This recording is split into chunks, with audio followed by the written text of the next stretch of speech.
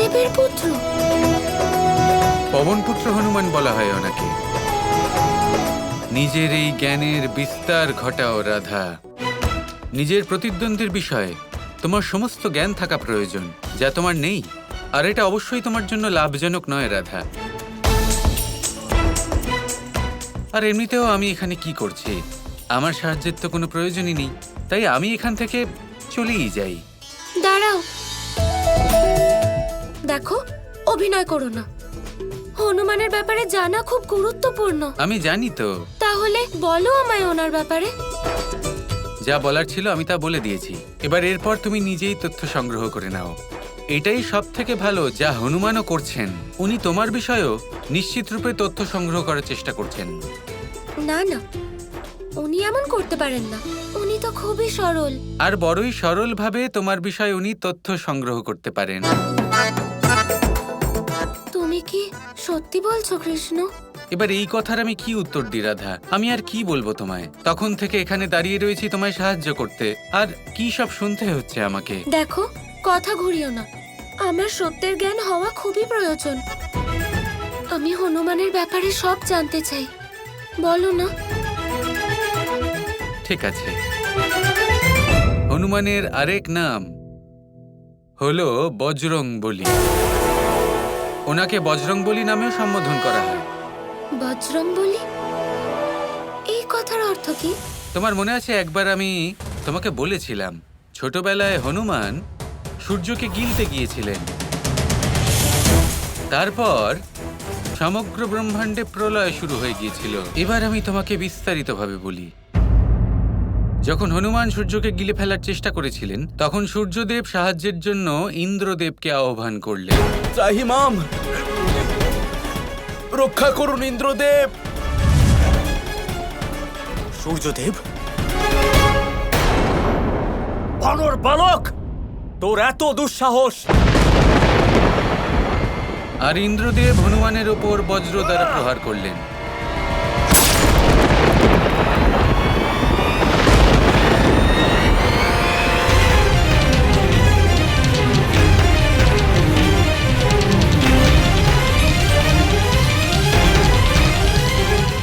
আমার পুত্রের ওপর প্রহার?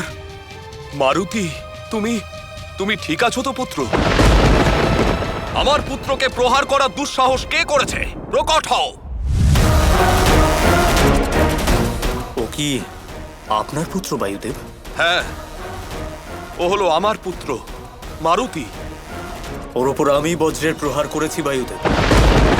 এইটুকু বালক সূর্যদেবকে গিলে নেবার চেষ্টা করছিল। আর যদি এরকম হতো তাহলে অনর্থ হয়ে যেত। সেই জন্য আমি আর তাই আপনি নিজেও একটা অনর্থ করে বসলেন। এক বালকের ওপর বজ্রের প্রহার করলেন আপনি। এটা ছাড়া আমার কাছে আর কোনো অন্য উপায় ছিল না বায়ুদেব। তবে আমার কাছেও আর কোনো উপায় নেই উপযুক্ত শাস্তি দেওয়া ছাড়া। এবার আমি এই সংসারের সমস্ত প্রাণবায়ু কেড়ে নেব। কি? বায়ুদেব এমন করলেন? যদি বায়ু না থাকে তাহলে সবার জীবন সংকট হতে পারে। বায়ুদেব নয়, সেই মুহূর্তে উনি ছিলেন একজন পিতা, আর পিতার দুশ্চিন্তা তার বিবেকের উপর জয়লাভ করেছিল রাধা।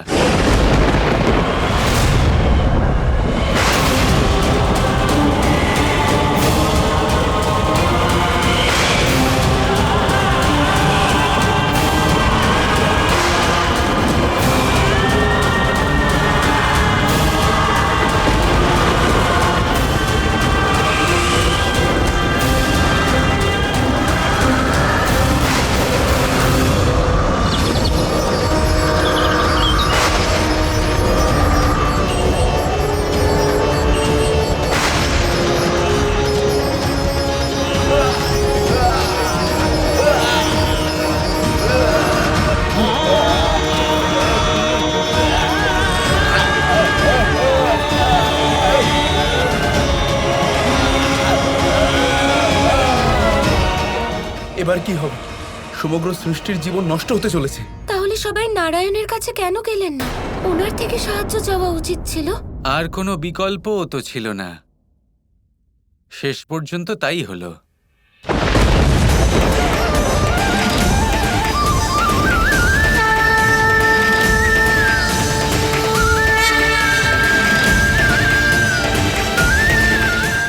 প্রণাম নারায়ণ। শান্ত হন বায়ুদেব, একবার নিজের কর্তব্যের কথা মনে করুন। এক পিতার সামনে তার পুত্র মূর্ছিত হয়ে পড়ে আছে নারায়ণ। বজ্রাঘাত ওর উপর না, আমার হৃদয়ে করা হয়েছে। আপনি বলুন আমি কিভাবে শান্ত হই? আপনি বোঝার চেষ্টা করুন, যদি বজ্রের প্রহার করা ইন্দ্রদেবের ভুল হয়ে থাকে তাহলে সূর্যকে গিলে নিতে যাওয়াও কিন্তু ভুলই ছিল।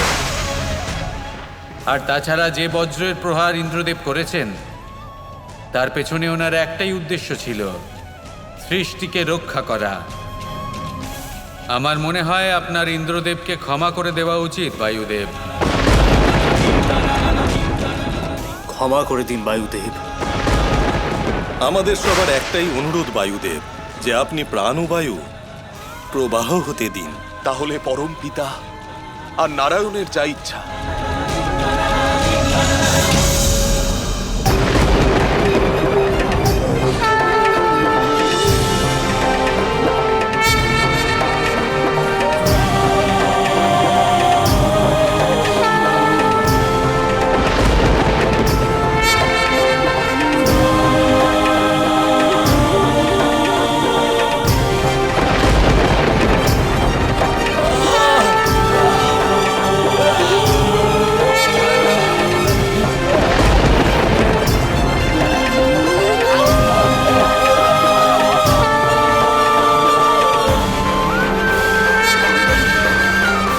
বায়ুদেব, আমার দ্বারা ভুল হয়েছে আর আমি এই ভুলের প্রায়শ্চিত্ত করতে চাই। আমার বজ্রের দ্বারা এই ছোট্ট বালকের শরীরে আঘাত হয়েছে, তাই আমি ওর নামকরণ করলাম। ওর নাম হবে হনুমান। ওর নাম হবে হনুমান। ওর নাম হবে হনুমান। আমি ওকে বর প্রদান করছি যে ভবিষ্যতে আমার বজ্র ওর ওপর কোনো প্রভাব ফেলতে পারবে না। ওর শরীর বজ্রের মতোই শক্তিশালী হবে।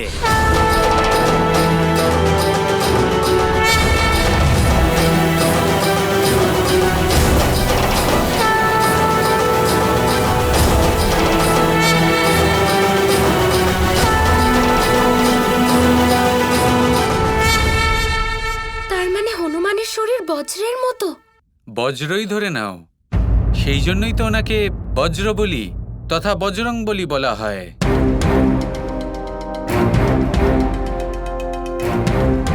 বজরং বলি, এবার বুঝলাম।